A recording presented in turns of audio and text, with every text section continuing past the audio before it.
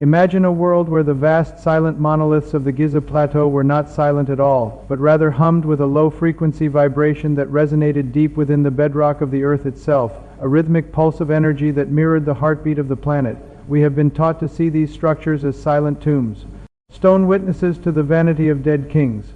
Yet if we look through the eyes of Nikola Tesla, a man whose mind operated on a frequency unknown to his contemporaries, the Great Pyramid of Giza ceases to be a monument of death and begins to look like a machine of infinite life. Tesla believed that the Earth was a giant electrical conductor, a spherical capacitor that could be tapped into if one possessed the right geometric keys. And he spent the twilight of his life obsessed with the idea that the ancients had already achieved what he was only beginning to rediscover. To understand the pyramids as power plants, we must first strip away the veil of traditional archaeology and enter the realm of atmospheric physics and telluric currents, where the granite and limestone are not merely building materials but functional components of a global wireless energy grid. The sheer precision of the Great Pyramid is not a matter of aesthetic perfection but of mechanical necessity. Its alignment to true north within 3/60ths of a degree is a calibration that suggests the structure was meant to interact with the Earth's rotation and magnetic field in a way that defies our modern understanding of primitive tools.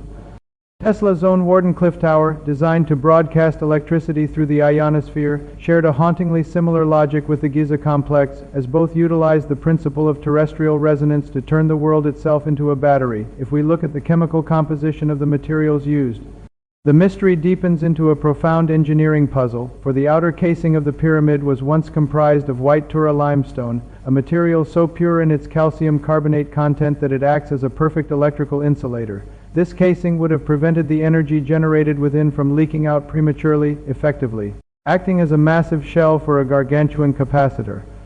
Beneath this insulating layer, the internal structures were built from rose granite, a stone rich in quartz crystals known for their piezoelectric properties, the ability to convert mechanical stress into electrical energy. When the Earth's seismic frequencies, known as Schumann resonances, vibrated through the limestone bedrock, the granite chambers would have acted as a transducer, turning the very tremors of the world into a coherent electrical charge. Tesla understood that the secret to infinite power lay not in the burning of fuel, but in the harmonious vibration of the elements, and he often hinted that his most revolutionary insights were not inventions of his own, but rather recoveries of a lost primordial science that the Egyptians had mastered before the dawn of recorded history.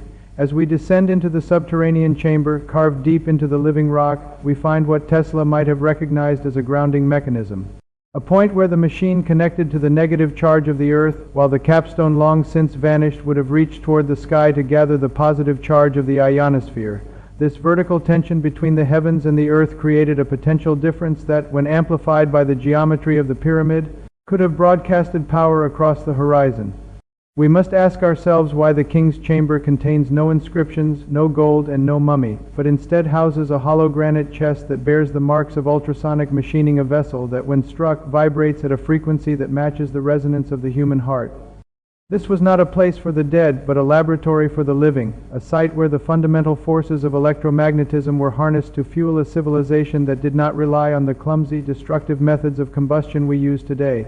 Tesla's lost notes, many of which were seized by the government upon his death, allegedly contained calculations regarding the pyramid frequency, a specific harmonic that he believed could provide free energy to every corner of the globe. He spoke of the Earth as a living organism, a resonant system that could be stimulated into giving up its secrets if one knew how to speak the language of mathematics and vibration.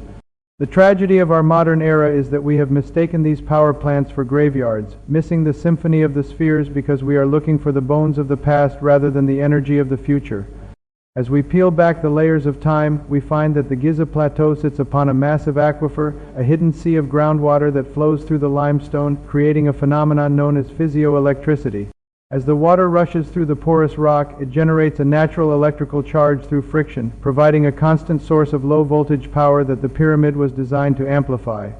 This is the missing link in the power plant theory, the biological engine that fed the stone machine, making the Great Pyramid a self-sustaining entity that breathed with the tides of the subterranean waters.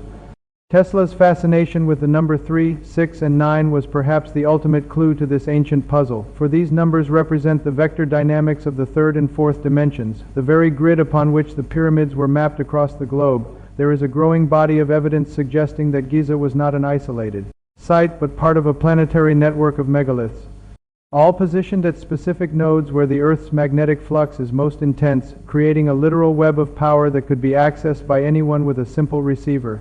This brings us to a terrifying and exhilarating realization. If the pyramids were indeed power plants, then the history of humanity is not a linear climb from the cave to the skyscraper, but a cycle of catastrophic loss and slow, painful recovery. We are like children playing with matches in the ruins of a nuclear reactor, trying to understand the shadows on the wall while the lights have been turned off for millennia. Tesla knew that the key to the next evolution of our species lay in looking backward to the time when the stars and the stones spoke the same language, a time when the pyramids of Giza were not silent ruins under a desert sun, but glowing beacons of light that illuminated the path toward a cosmic consciousness. The deeper we go into the physics of the Great Pyramid, the more we realize that every shaft and every chamber was a calculated component of a high-frequency resonator.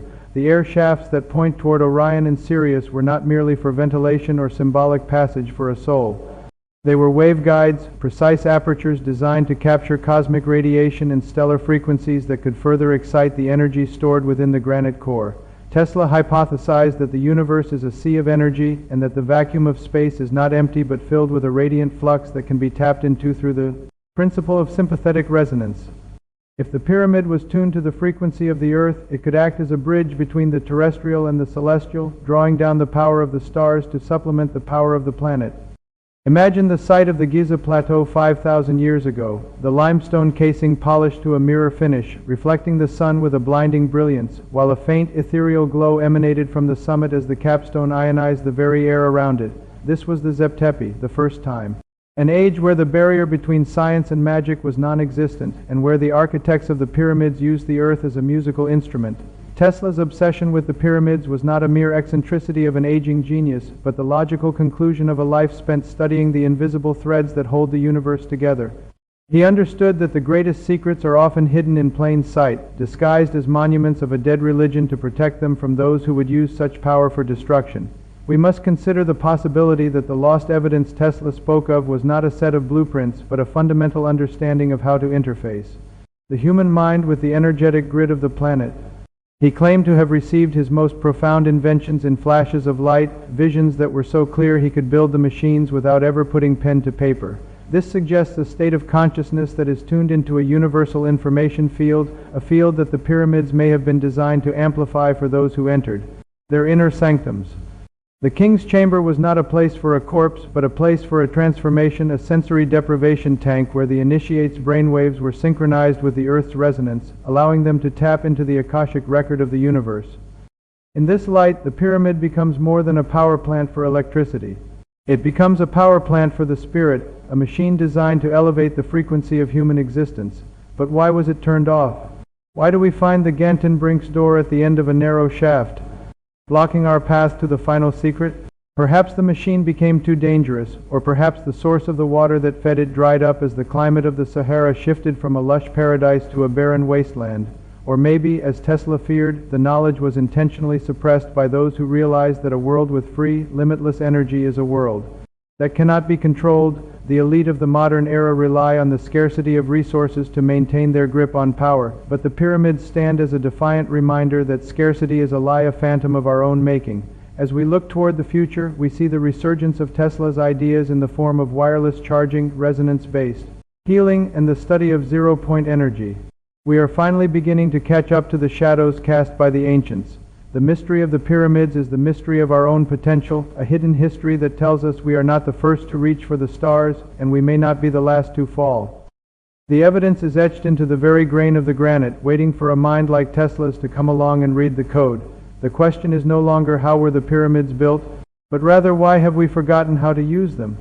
As the sun sets over the Giza Plateau, the shadows of the three great structures stretch out like the hands of a clock, ticking toward a moment of revelation that will either shatter our understanding of reality or lead us into a new golden age of enlightenment. The philosophical implications are staggering, for if the ancients possessed this level of sophistication, then our entire narrative of human progress is a convenient fiction. We are living in the ruins of a high-tech civilization, scavengers among the gears of a titan. Tesla's work was the first crack in the dam of this collective amnesia. A flicker of light in the dark that showed us the outline of a truth too large to be ignored. He saw the pyramids not as heaps of stone, but as crystalline oscillators pulsing with a life force that could end poverty, war, and the struggle for survival. He saw a world where every home was powered by the very ground it stood upon, where the air was clean and the spirit was free. This vision is what the lost evidence truly represents, the blueprint for a world that never was, or perhaps a world that once was and could be again. To accept the pyramids as power plants is to accept a responsibility to reclaim that power, not just for the sake of technology, but for the sake of our destiny as a species. We are standing at the threshold of a new understanding, where the ghosts of Giza and the ghost of Nikola Tesla meet to whisper the secrets of the universe into the ears of those who are willing to listen. The hum is still there beneath the sand and the wind, a low, constant vibration that calls to us, urging us to wake up and remember that we are children of the stars, living on a planet that is itself a work of art, a masterpiece of engineering, and a vessel of infinite energy. The story of the pyramids is the story of us, a story that is far from over, a story that is only now beginning to be told in its true, electrical, and magnificent form.